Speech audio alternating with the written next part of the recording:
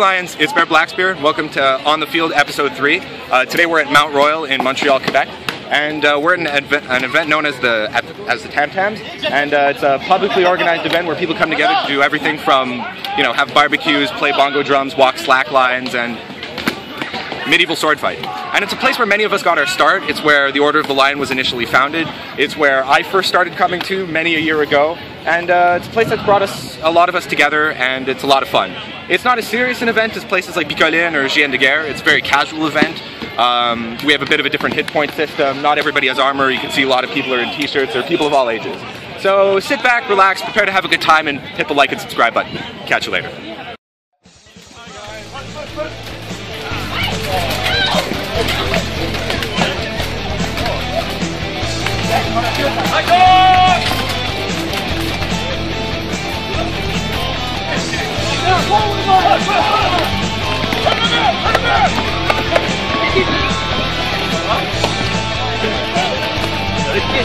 Quick, do it!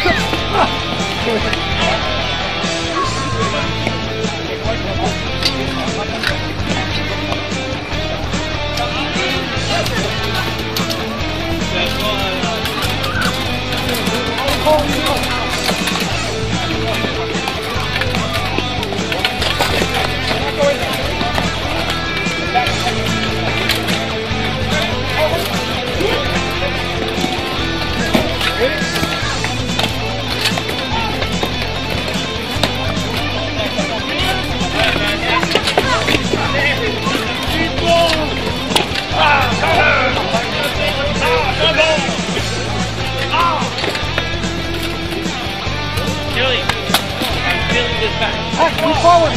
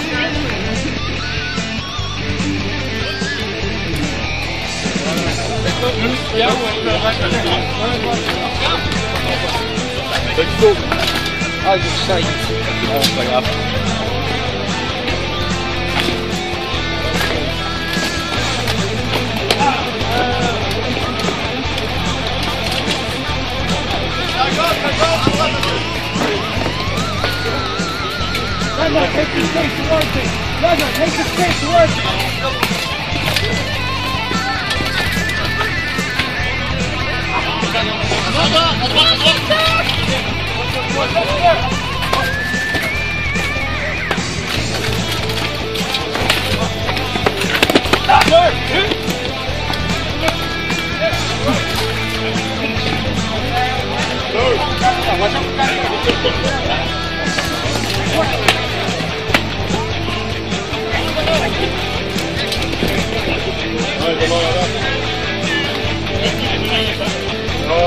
Shield guy, start attacking! Shield guy, start attacking!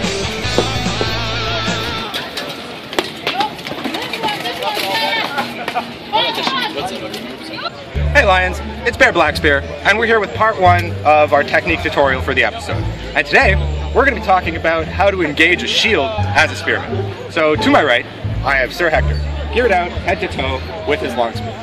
Now, when we confront each other on the field, like we saw in our last week's video, although Hector has the advantage of range, I have the advantage in close range combat. So what Hector wants to do is Hector wants to keep me out of that range, at least long enough so that he can do some damage to me before going down. So, as Hector is our resident spearmaster, we're going to be turning the tutorial over to him. Sir Hector? So, whenever I'm going to square up against a sword and shield man, first thing I do is I look at the person. I'm going to look, and there are certain places where a shield will not cover him properly. I can hit his leg, I can hit his arm. If he's a good spear, a shield man, he will protect himself by putting his more exposed leg in the back. Now I only have his foot. Okay? Which now means that I need to figure out a way to move his shield. The shield has weak points in the sides.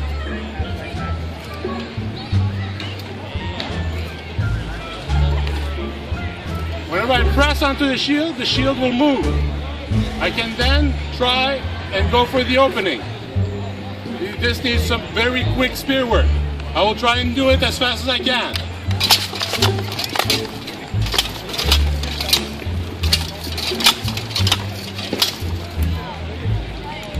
Of course, Sir Bear will try and attack me at this point, which is why I need to keep him at the 9-foot range.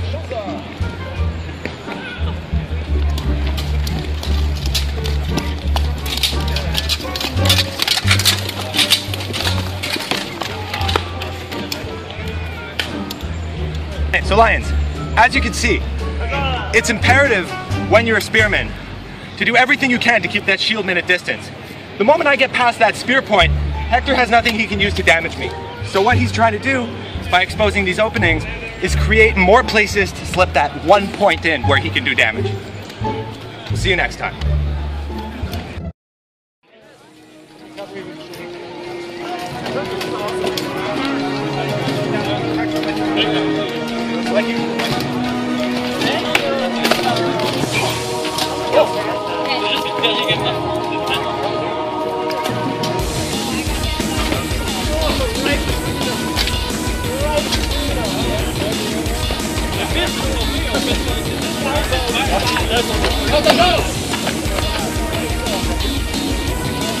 Record, take straight towards me.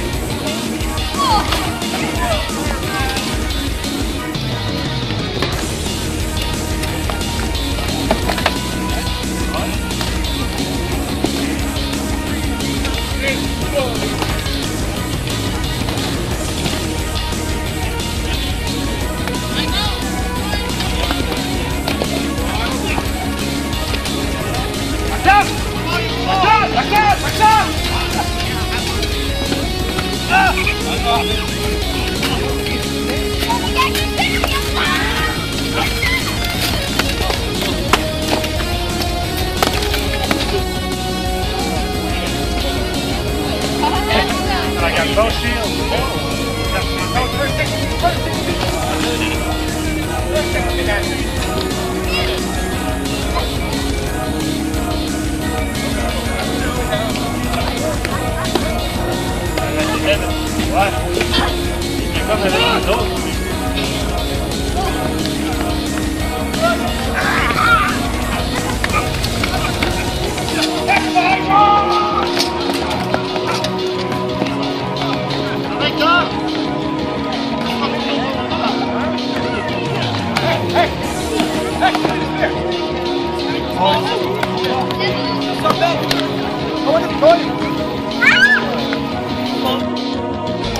Si on meurt pas, on gagne.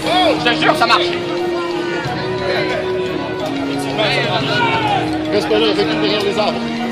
Mais non, toute l'action va se passer derrière elle. Elle va avoir des super bons stands.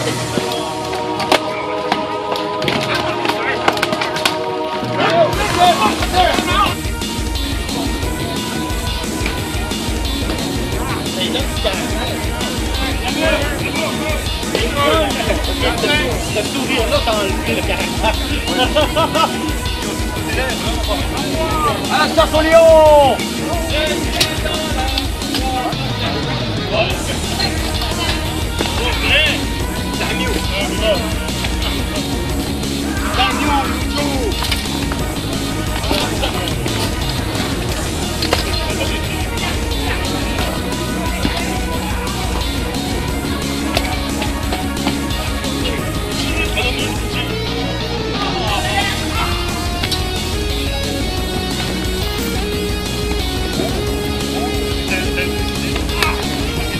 Hey, that's the fucking sword.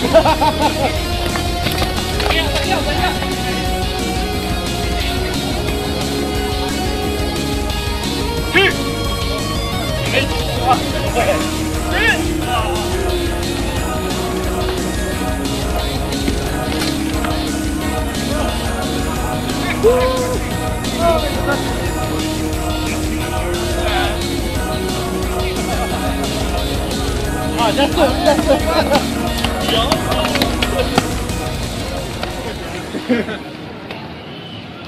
so we're here with part 2 of our technique tutorial on how spears should engage shieldmen on the battlefield. In our previous scenario, Hector was equipped solely with the long spear, which leaves him sadly at a bit of a disadvantage. He can't really do anything once I get past that spear point, but his main advantage is before that point. So now, we have equipped Sir Hector with the short sword. He'll keep this short sword in his offhand and make use of this short sword when I get into range.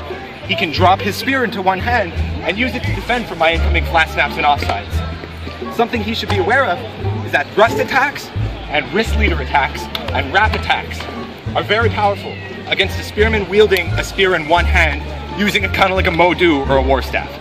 So for the rest of the tutorial, once again, we're going to hand it over to Sir Hector. Sir Hector? So, at this point, I now have 2 ranges in which I am effective. The 9-foot range of a spear and the close-up range of a short sword. What will normally happen is I will try and keep Bear away from me as long as possible. If he manages to slip up, I bring in my shield, my shield, which has become my spear, and I start attacking him with my sword. Of course, if he attacks back at this point, maybe I've done him some damage while he's coming through. One of the things I will usually do is poke at him. He will come in. I will cut it to his feet, back away, and now he's completely doomed. Because he now has to fight a long spear where he has no range.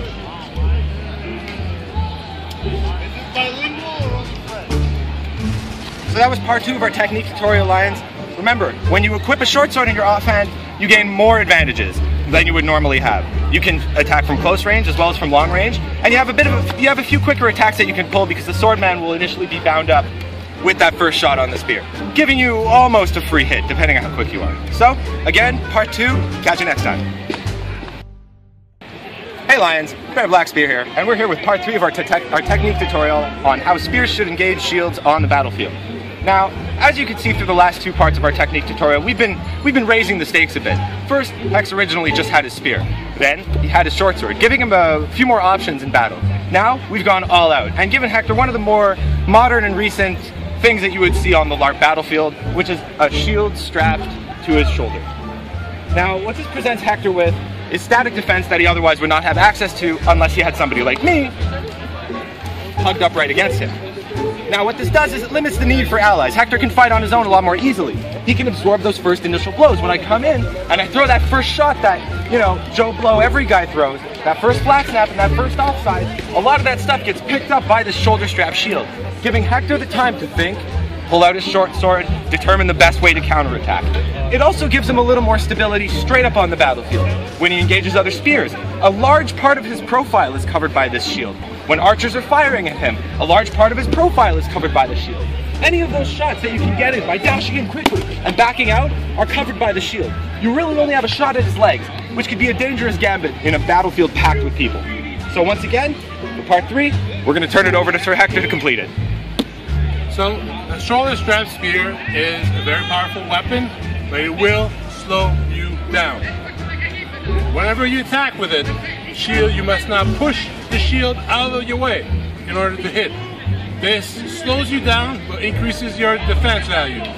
Very effective, but it can come and hinder you at some points. At this point, if I am starting to fight Sir Bear, I will come and fight him. I will not back away. And now I will be fighting sword and shield versus sword and shield. But I have now the added advantage of a 9-foot long 2 shield. A 9-foot shield here and a shoulder strap shield here. Blocking a lot of the shots for him. Key things to remember when engaging shieldmen on the battlefield. Remember once again, feet not exposed. Arms in hanging guards, or tail of the maiden guards, or rooster guards, not exposed. anything where that arm or that leg is outside of a shield, on top of a rock, that's a target for you guys. So remember, you gotta keep moving, you gotta keep spiraling around, and not let them get into that range. We'll catch you next time, Lion.